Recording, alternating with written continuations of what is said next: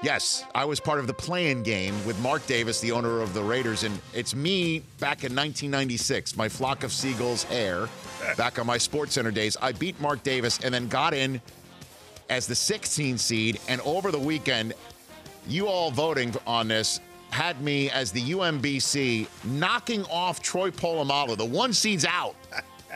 Clay Matthews, the 2 seed, is still in, he's now the highest seed in this here tournament.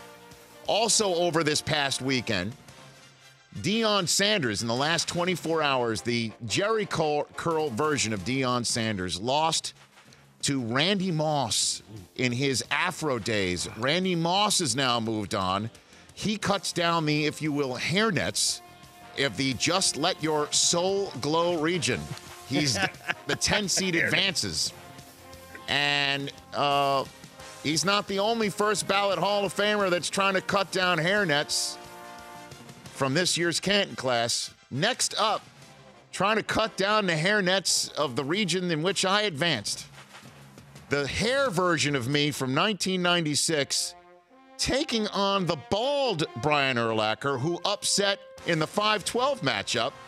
The 12th-seeded bald Urlacher upset the 5th-seeded Urlacher with hair in the Pantene region to take on me. It's the 12-16 matchup.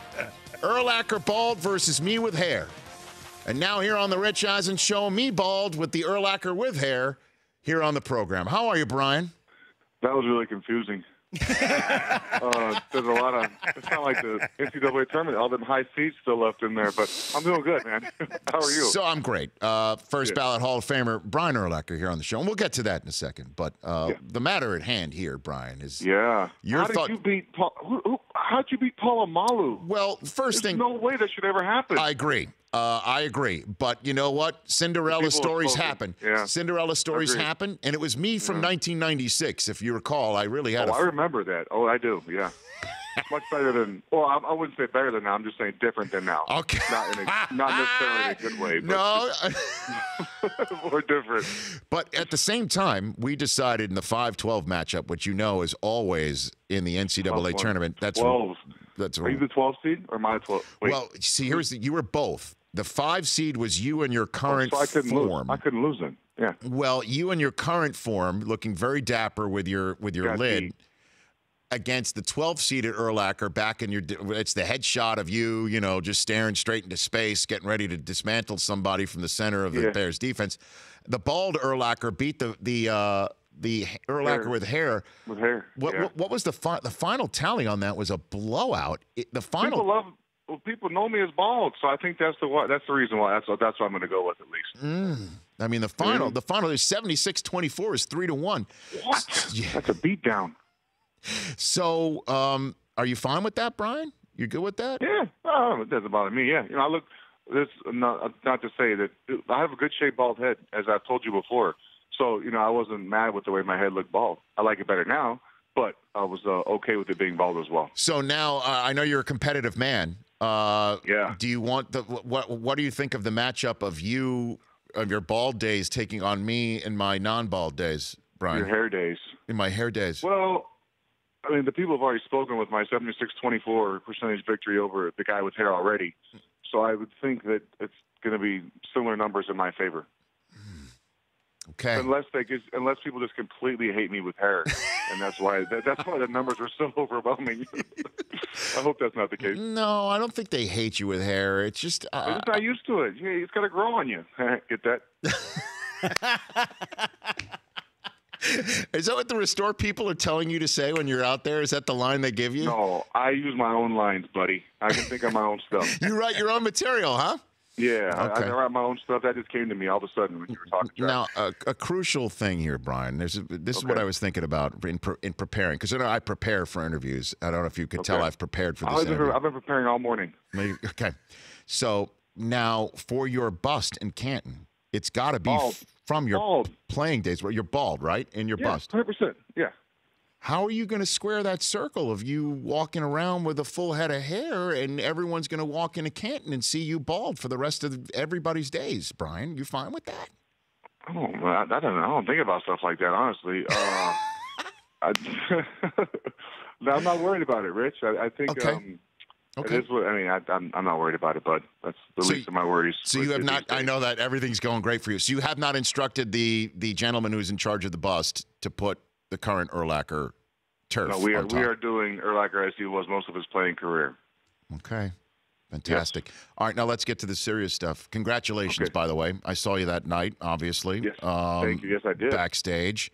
How have you just been thinking about walking around, being reminded every now and then? First ballot Hall of Famer. Yeah, Brian Urlacher. You know, it's a lot easy. I mean, it's a much better conversation now as to like, hey, what do you think, man? How you feeling? You think you're going to be able to get in there this year? Or there's some good players in that ballot, which there were, but yeah, it's a much more fun conversation. You know, talking about, oh yeah, you're in finally. We knew you'd get in. Blah blah blah. You know, everyone knows it when you get in. You know, there's no questions after they've already, voted you in. So it's exciting. You know, it's still good fun. It's still fun to talk about. The crazy thing is it's a pain in the butt planning for this thing. It's a big deal. I mean, how? Oh, my gosh. Walk me through it here, Brian. What do you mean? I mean, you got to get your whole family there. You got your friends. There's a list you send out of people that you want there. We've got like 350 people on the list, and they have to email it out to them.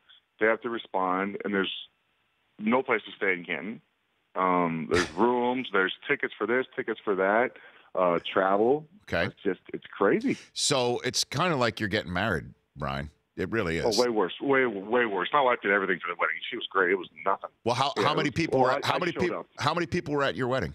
How many people? 200 and something, maybe. So this is going to be larger. So we were smart because we did like a destination thing. So we knew people we invited wouldn't come. That's why we did it. we invited a bunch, knowing that they wouldn't come because the destination we had it is really hard to get to. So we did the good thing. So I'm kind of the same way. It's not easy to get to either. I was about to say I was insulted that I didn't get invited to your wedding, but I don't want a token invite. I don't want token invites. Yeah, well, it would have been easy for you to get to. So it was in Palm Springs, so you'd have got down there easily. You definitely would have been there. I got it. Yeah. Oh, I thought that's why you were off the list, because you'd have been the guy that had been like, oh, I'll be there, sure. Yeah. I would rather you. Kind of with me. Yeah, I love it. I'd rather you tell me to my face, I don't even want you there, than to give me a token invite. No, it wasn't that I didn't want you there. I just you didn't get invited. Okay, no, you tighten the rotation. You tighten the rotation, just like the playoffs. So how did you come about tabbing your linebacker coach Bob Babich to be your presenter? That's a hard decision because there's so many people who influenced my pro career, in a good way. Coach Greg Blosh was my first defensive coordinator. He had a huge impact on my career early on. Coach Smith obviously came in, was our head coach, but Bob was the guy I spent most of my time with. I feel like he had the biggest impact on me throughout my career. He made me better.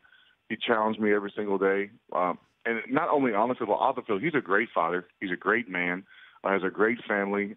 Just a great role model for me to kind of try and pattern myself after, not as a football player, but as a man. He's a great man. Just he was always there for me, whether it was good, bad, indifferent. I knew I could call Bob and get a straight answer from him, no matter what it was about. So I appreciated that, and just a really good friend of mine, someone I look up to. So it was a tough decision, but also an easy one. Have you started on your speech at all? I think, what's crazy, I started right after we got the call that we were getting in, and then I haven't worked on it since. Got some work to do. I wrote down like 8 pages quick. Okay. Oh, this is going to be easy. This is nothing. And then I just got stalled. I haven't really done a whole lot. I think I'm just going to wing it, though, man. No. I'm not going to wing it. No. Not wing it, but get up there because I know what I want to say about everybody. So just write down their name and just say what I want to say about them. Okay. That makes sense.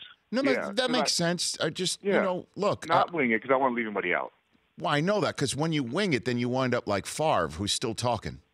You know what I mean? Well, they're cutting us off this year. We have a certain amount of time. So, when Kurt went in, he was on at midnight Eastern time. I know. And nobody was watching. And no one was in the place either. What do you mean they're cutting you off, Brian? What do you mean? What are they telling you? We have a time limit. Allegedly, we have a time limit this year, supposedly. Like what? Are they going to play the music like the Academy Awards? Like the Oscars, yeah. I don't know how it's going to work. But you know who's going last this year, right?